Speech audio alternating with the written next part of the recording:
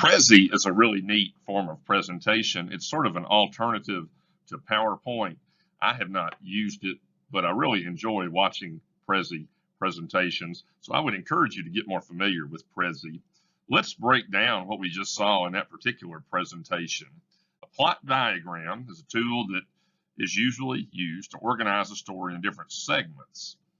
And once the parts of the diagram are identified, it's easier to analyze what's going on or the plot within the story.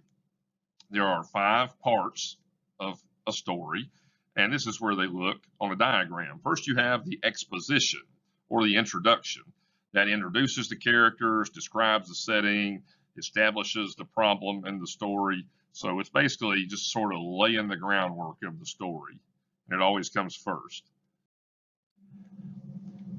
Next, you have the rising action. That's where suspense begins to build up. The problem gets worse. It gets more complicated. There are sometimes a lot of steps in trying to fix it. And you see this in the shows you watch too. Things are starting to get more and more hectic. A lot more action is starting to take place. Things are getting more exciting. That's called the rising action. The climax is the most exciting part of the story. It's also the turning point in the story. If you're watching an action movie, it's usually where most of the fighting takes place or the heaviest of the fighting. It's the part that makes you want to hang in there, keep reading, and not give up on the story. Then, after the climax, things begin to slow back down. And that's called the falling action. It occurs after the climax, and they're sort of trying to wrap things up, get things back to normal, and heading toward the resolution or end of the story. The story then ends with the resolution. The resolution is the outcome of the story or the ending of the story. It's how everything ended up for the characters. So you're seeing each of these played out in The Lion, the Witch, and the Wardrobe. As we're reading, we have either already seen or we will eventually see each of these sections in the story. And with the events in chapter 14, I would say we're about right here. The action is still rising. The climax is not where they killed Aslan. You probably think it is, but something very important is about to happen. As I mentioned a little bit earlier, you see these 5 stages played out all of the time. You've probably just not thought about it.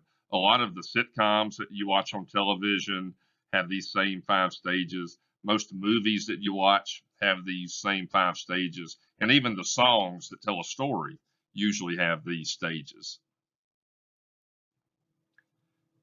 As we're reading this book, we're also encountering 5 elements that make up the story.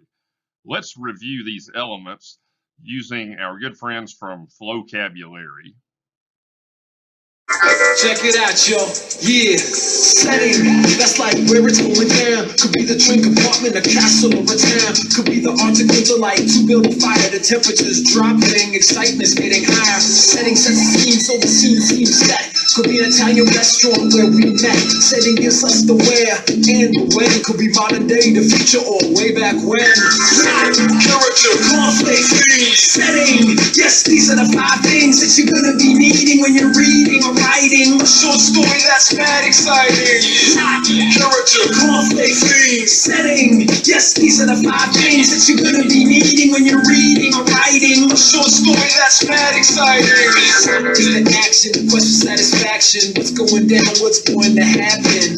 4 minutes tea in an open boat, rowing and hoping that they can stay afloat. The flight may have to make it to the beach, but the waves are big and the shore seems out of reach. Flight is a series of events like Lemony Snicket. It could be crazy, wild, or straight wicked.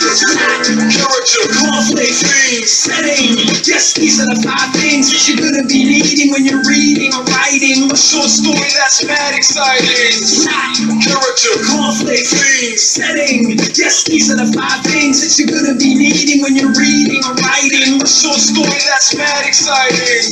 Knock, oh, it's the characters, the people in the story who carry out the action. Characters can be pretty tiny and clean. Characters can be silly, whiny, and mean. There's a character, and so is Romeo. Pokemon has characters, and so does Yu-Gi-Oh! Characters can be dogs, lions, or hippos. J.K. Rowling chose Harry Potter. Character, conflict, themes, setting. Yes, these are the 5 things that you're gonna be needing when you're reading or writing a short story that's mad exciting. Character, conflict, themes, setting. Yes, these are the 5 things that you're gonna be needing when you're reading or writing a short story that's mad exciting. Get your snapback in your backpack when I'm finished. That's the conflict, kids. A struggle in the plot. Now who's on top? Could be a fight for money, like some robbers and cops. Could be an internal conflict, a struggle inside. Like I don't wanna tell the truth, but I don't ever wanna lie. Flick something in your eye, now you're conflicted. What created drama? The conflict is. Character, conflict, themes, setting. Yes, these are the 5 things that you're gonna be needing when you're reading or writing a short story that's mad exciting.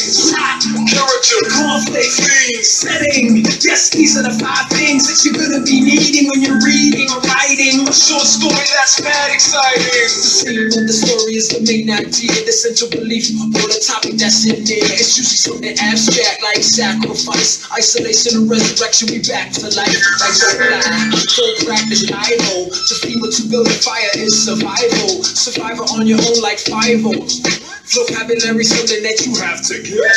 Character, conflict, themes, setting. Yes, these are the 5 things that you're gonna be needing when you're reading or writing a short story that's mad exciting.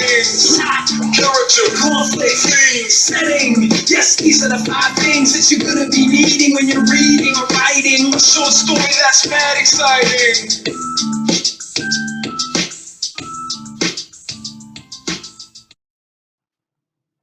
So let's review the 5 elements of a story that our vocabulary friend described for us. First, there is plot. Plot is the storyline or the series of events in the story. Characters are the people or the animals in the story. Anything or anybody who plays a role in the story is a character. Conflict is the problem that the main character or characters is or are trying to solve in the story.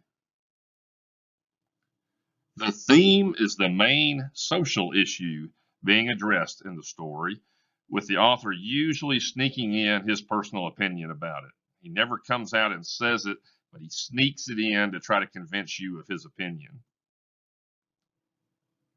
Finally, setting is when and where the story takes place.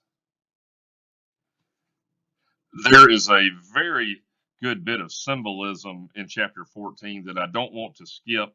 We're going to cover that tomorrow, but today I wanted to tie in the literary concepts that we've been discussing and learning all year. I felt like this was a good time to do it.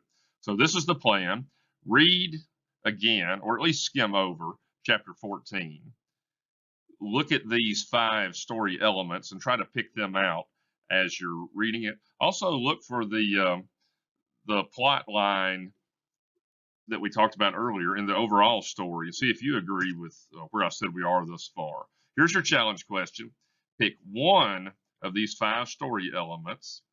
Explain it in as much detail as possible using 3 proper and complete sentences. Remember your proper and complete part of that.